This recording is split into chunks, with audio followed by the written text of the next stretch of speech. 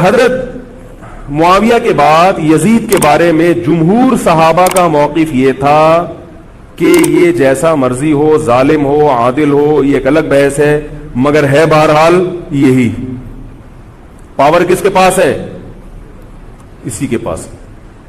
حضرت حسین رضی اللہ تعالیٰ عنہ کا موقف یہ تھا کہ میں یزید جیسے آدمی کے ہاتھ پر بیعت کرنے کے لیے تیار، بولو بھائی، نہیں، میں نہیں بیعت کرتا اس کے ہاتھ، کیونکہ یزید کے بارے میں خبریں تھیں، بعض کہتے تھے شراب پیتا ہے۔ حضرت مفتی محمد تقی عثمانی صاحب کا انہوں نے فرمایا ہے کہ کسی مستند روایت سے ثابت نہیں ہے شراب پینا، روایتیں ہیں مگر کوئی اوتھینٹک روایت نہیں ہے۔ تو اب نتیجہ کیا نکلا کہ حضرت حسین رضی اللہ تعالیٰ عنہ کے پاس کوفہ سے خطوط آئے۔ کوفہ کا گورنر تھا ابن زیاد، وہ بھی یزید کا آدمی تھا، بڑا ظالم آدمی تھا وہ۔ اہل کوفہ کے خطوط آئے کہ آپ آ جائیں یہاں پر، یہاں سب لوگ آپ کے ہاتھ پر بیعت کرنے کے لیے تیار ہیں۔ حضرت حسین کا خیال یہ تھا کہ اگر یہ سب تیار ہیں تو یزید کی حکومت بغیر لڑائی کے، بغیر بڑے قتال کے، مسلمانوں کے خون خرابے کے بغیر ختم ہو سکتی ہے۔ آئی بات سمجھ میں؟ جو انفارمیشن آپ کو ملی تھی، جو نالج آپ کو ملی تھی، وہ نالج غلط تھی۔ اگر وہ نالج صحیح ہوتی تو حضرت حسین کبھی کربلا کی طرف رخ نہ کرتے، کیونکہ حضرت حسین کا موقف بھی یہی تھا کہ مسلمانوں کی تلواریں آپس میں نہ چلیں۔ حضرت حسین رضی اللہ تعالیٰ عنہ کے پاس جب 50 سے زیادہ خطوط آئے ہیں اہل کوفہ کی طرف سے کہ آپ آئیے، آپ آئیے، آپ آئیے، تو پہلے حضرت حسین رضی اللہ تعالیٰ عنہ نے اپنے رشتہ دار جو آپ کے چچزاد تھے مسلم بن عقیل، ان کو بھیجا۔ نتیجہ کیا نکلا؟ مسلم بن عقیل کا وہاں پر حکومت نے گرفتار کر کے ان کو قتل کر دیا۔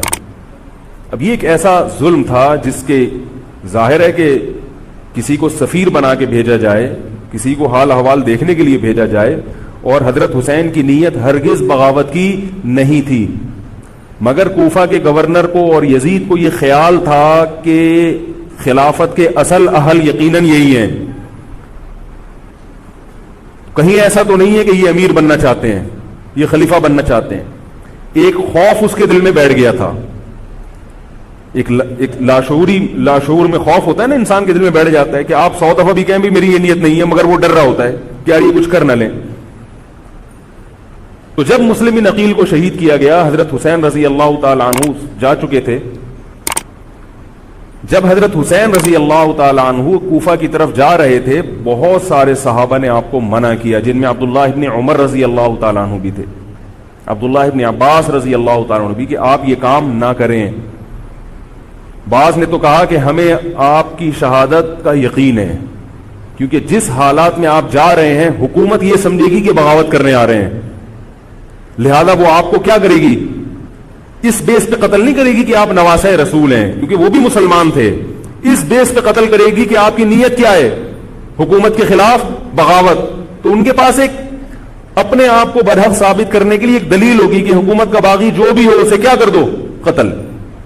رسول اللہ صلی اللہ علیہ وسلم نے فرمایا، صحیح حدیث ہے، کہ جب مسلمان کسی ایک امیر پہ جمع ہو جائیں تو اس کے خلاف جو بھی اٹھے، نبی نے فرمایا اس کو قتل کر دو، کائنم من کان، چاہے وہ اس کے خلاف اٹھنے والا کتنا ہی نیک کیوں نہ ہو۔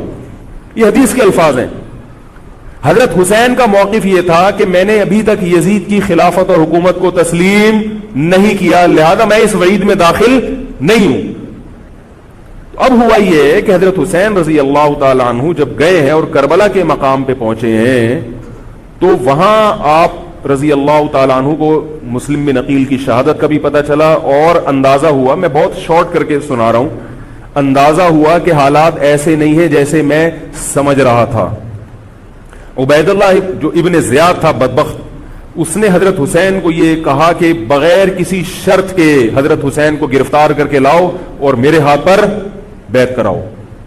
یہ رسول اللہ صلی اللہ علیہ وسلم کے نواسے کی توہین تھی کہ آپ صلی اللہ علیہ وسلم کے نواسے ہیں اور ان کے ساتھ ایسے معاملہ کیا جائے جیسے ایک عام شخص کے ساتھ معاملہ کرتے ہیں، ان کو گرفتار کر کے معاذ اللہ گھسیٹ کے لاؤ اور میرے ہاتھ پر بیعت پر کیا کرو، ان کو مجبور کرو۔ حضرت حسین رضی اللہ تعالی عنہ کا کربلا کے میدان میں موقف یہ تھا کہ میں اگر بیعت ہوں گا تو ڈائریکٹ یزید کے ہاتھ پہ بیعت ہوں گا جو مسلمانوں کا خلیفہ ہے، ابن زیاد کے ہاتھ پر بیعت نہیں ہوں گا۔ یہ بھی اس تاریخ کا ایک اہم پہلو ہے کہ حضرت حسین نے کوفہ جانے کا ارادہ ترک کر دیا اور کربلا سے شام جانے کا آپ رضی اللہ تعالیٰ عنہ نے ارادہ کر لیا۔ اور بعض مورخین نے لکھا ہے کہ حضرت حسین جو واپس آ رہے تھے تو وہ کربلا سے گزر رہے تھے، وہ واپسی کا راستہ ہی شام کا راستہ ہے۔ نہیں یاری بات میرا خیال ہے سمجھ، وہ جس ٹریک پر چل رہے تھے وہ راستہ کون سا ہے؟ وہ شام کو جاتا ہے۔ یہ اس کی علامت ہے کہ آپ یزید سے ملاقات کے لیے، مذاکرات کے لیے تیار بولو بھائی ہو چکے تھے کہ میں خود براہ راست یزید سے مل کے حال احوال دیکھتا ہوں، اگر مجھے سمجھ میں آئے تو میں اس کے ہاتھ میں بیعت ہو جاؤں گا۔ حضرت حسین رضی اللہ تعالی عنہ کا مقصد حکومت کے خلاف تلوار اٹھانا بولو بھائی نہیں تھا، ورنہ وہ اس کے لیے تیار نہ ہوتے۔ مگر جو ابن زیاد تھا اس نے حضرت حسین رضی اللہ تعالی عنہ اور آپ کے ساتھ جتنے اہل بیت تھے ان پر ظلم یہ کیا اس بدبخت نے کہ اس نے انہیں شام جانے کا راستہ نہیں دیا اور اس میں اپنی توہین محسوس کی کہ میرے ہاتھ پر بیعت کیوں نہیں ہو رہے، اور لشکر بھیجا جس لشکر نے چاروں طرف سے حضرت حسین رضی اللہ تعالیٰ عنہ کو گھیرا۔ حضرت حسین نے کہا کہ میں عزت کی جو موت ہے اس کو ذلت کی زندگی پر ترجیح دیتا ہوں۔ کوئی بھی غیرت مند ہوتا تو اس وقت یہی کرتا کہ بھئی جب میں اپنے دعوے سے بھی دستبردار ہو گیا اور میں شام جانے کے لیے بھی تیار ہو گیا، اب میرا راستہ روکنے کی کیا حقیقت ہے؟ اللہ تعالی کوفہ کے گورنر کے ذریعے حضرت حسین کا قتل کروانا چاہتے تھے تاکہ اس کی بدبختی ساری دنیا کے سامنے ظاہر ہو جائے۔ اگر حضرت حسین پھر بھی تلوار چلاتے، پھر بھی لڑتے، تو حضرت حسین پر یہ الزام لگایا جا سکتا تھا کہ معاذ اللہ آپ باغیوں میں ہیں۔ تو اللہ تعالیٰ نے اپنے نبی کے نواسے کو اس الزام سے محفوظ رکھا اور آپ نے لڑائی کا ارادہ ترک کر دیا۔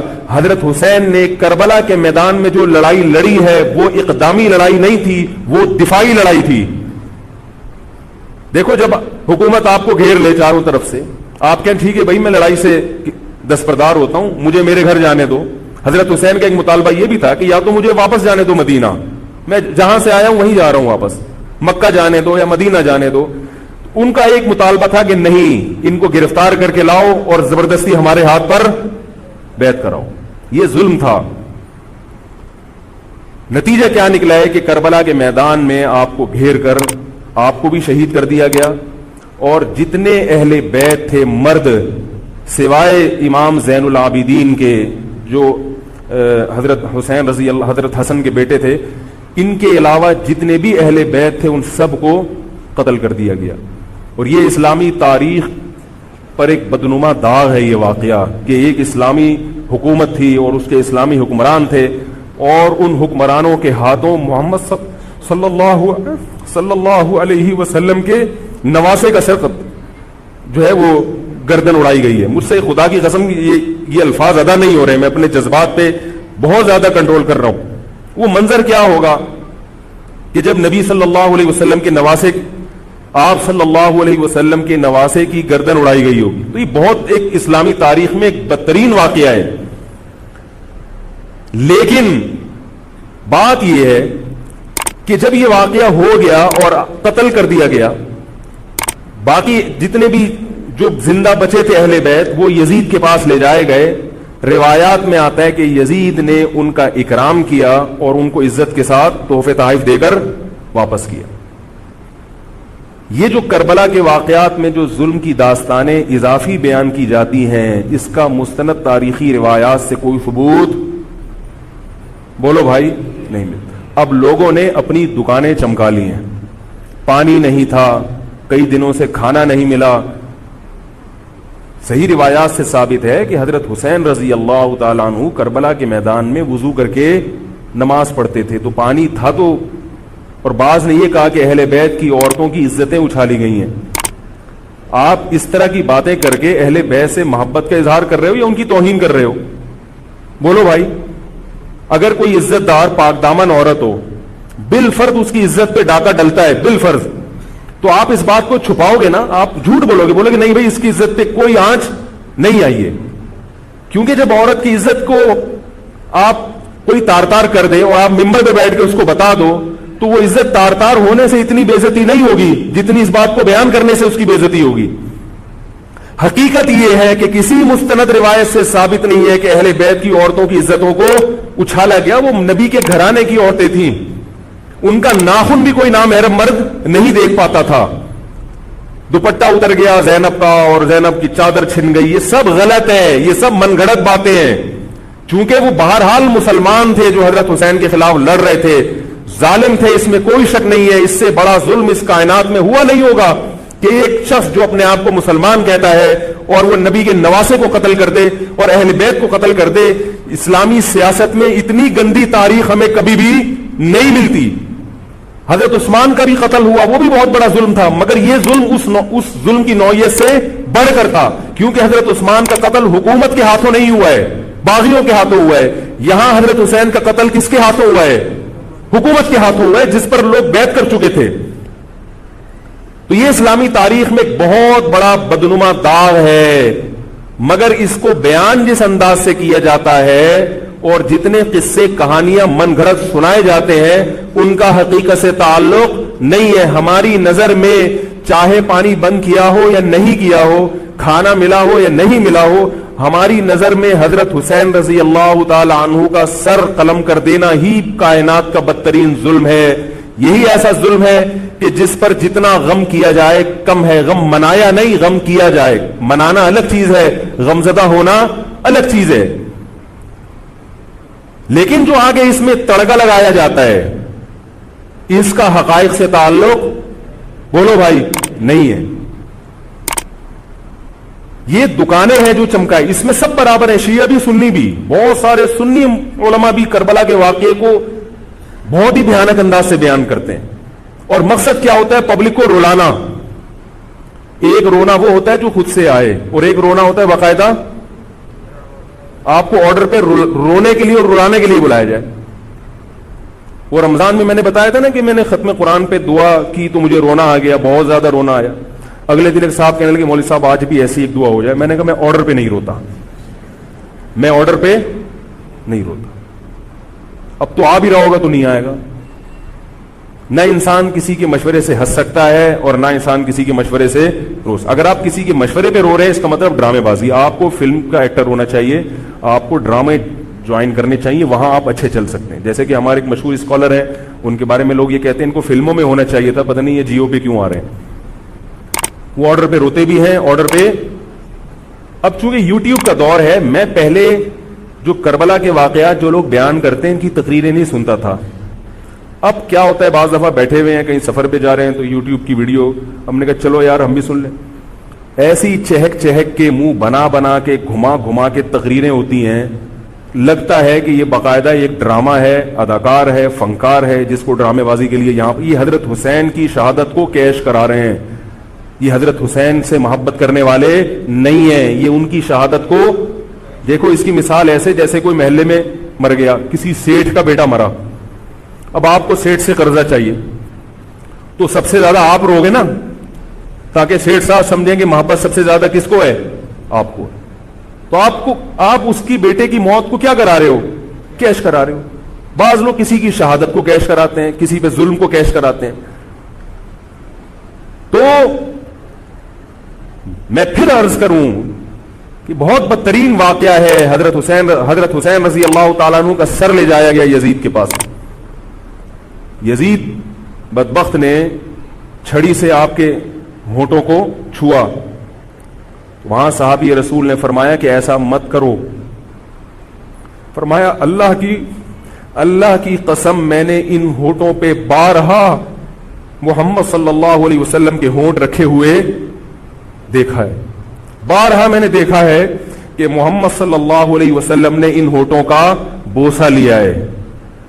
بارہا میں نے دیکھا ہے.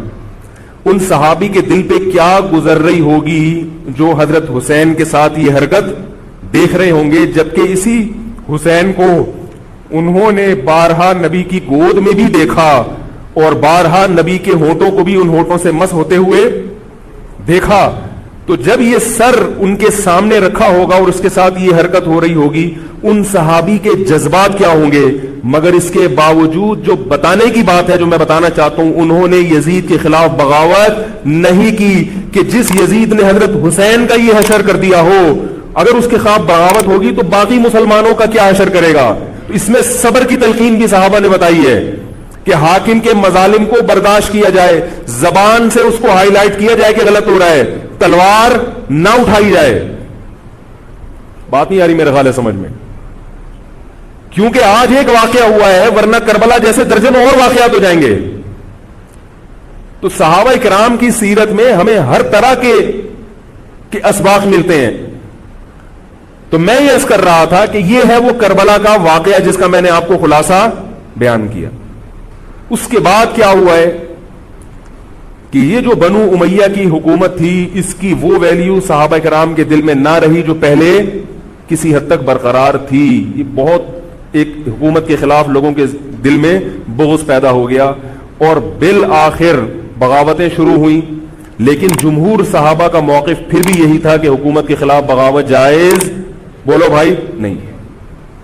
اور اسی طرح کے ظالم لوگ آتے رہے، اور انہی کی اولادوں میں بنو امیہ میں اللہ نے پھر عمر ابن عبدالعزیز کو پیدا کیا۔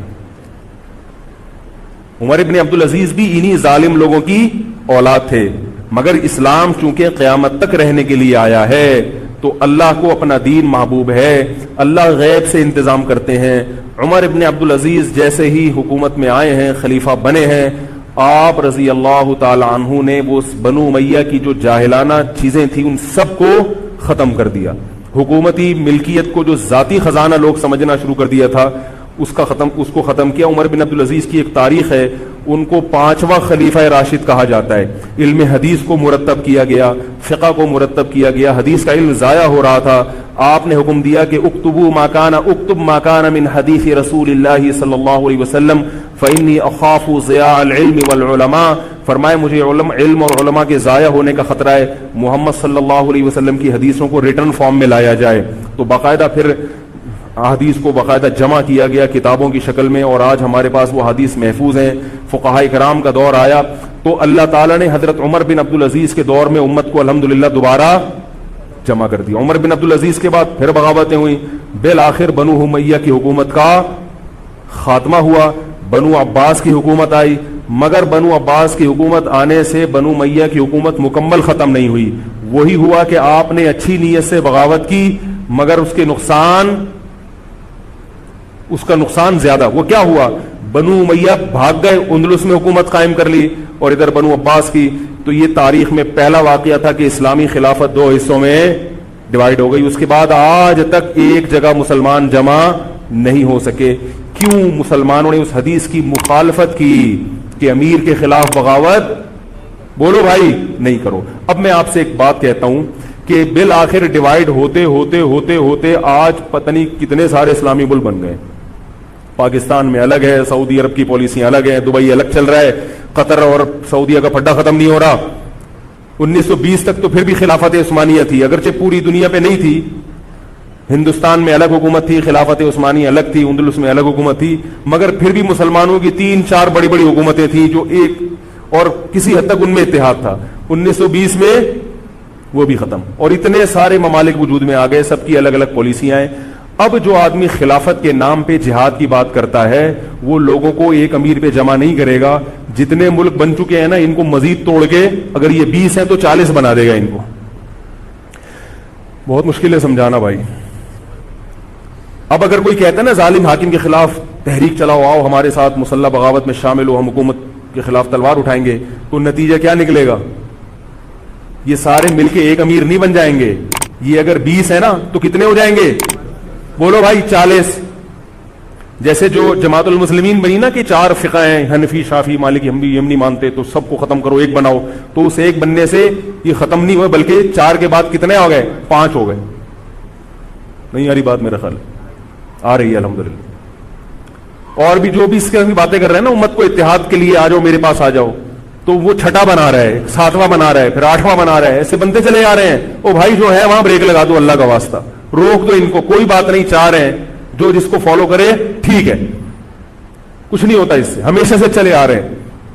تو اب اگر ایک خلیفہ نہیں ہے, ہونا تو چاہیے ایک ہی خلیفہ, نہیں ہے تو جو ہے اسی پہ گزارا کرو, ورنہ اس سے بھی جاؤ گے, اس سے بھی جاؤ گے. تمہاری کوئی مضبوط طاقت اور قوت ہوگی نہیں, کافر جب چاہے گا تمہیں ٹیشو پیپر کی طرح استعمال کر کے پھینک دے گا. تو کربلا کے واقعہ سے ہمیں کیا سبق ملتا ہے؟ علامہ ابن تیمیہ رحمہ اللہ تعالی فرماتے ہیں کہ جمہور صحابہ کی جو رائے تھی, حضرت حسین رضی اللہ تعالیٰ عنہ کی بھی اپنی ایک رائے تھی, مگر ابن تیمیہ رحمہ اللہ فرماتے ہیں کہ اگر حضرت حسین رضی اللہ تعالیٰ عنہ کربلا کی طرف خروج نہ کرتے تو ابن تیمیہ کی رائے یہ ہے کہ یہ زیادہ بہتر تھا. اب آپ کہیں گے کہ صحابی رسول کی رائے سے اختلاف کر رہے, نہ, وہ کہہ رہے ہیں وہ جو جمہور صحابہ تھے جو حضرت حسین کو منع کر رہے تھے وہ بھی تو صحابہ تھے. حضرت حسن بھی تو صحابی تھے. حضرت حسن نے حضرت معاویہ کے خلاف لڑائی نہیں لڑی. تو صحابہ کی دو رائے تھی, جمہور ایک طرف تھے. تو فرماتے ہیں اگر یہ نہ ہوتا تو زیادہ بہتر تھا. لیکن حضرت حسین رضی اللہ تعالی عنہ کے بارے میں ہمارا موقف یہ ہے کہ وہ یہ سب کچھ اس وقت کے جو حالات تھے اس میں کوئی بھی ہوتا اور غیرت مند ہوتا تو وہ یہ کرنے پر مجبور تھا. اور اس میں دھوکہ کس نے دیا حضرت حسین کو؟